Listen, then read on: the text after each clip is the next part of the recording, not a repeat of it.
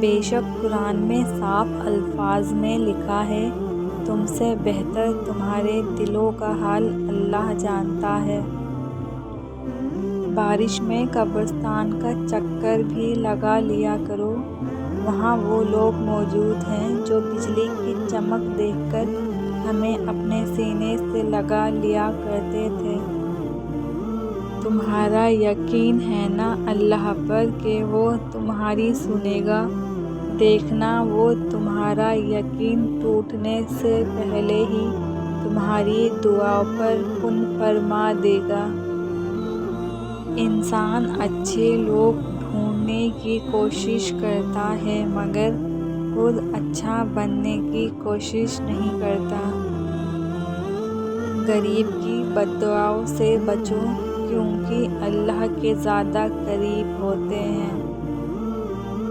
دوست حالات بدلنے والے رکھو، حالات کے ساتھ بدلنے والے نہیں۔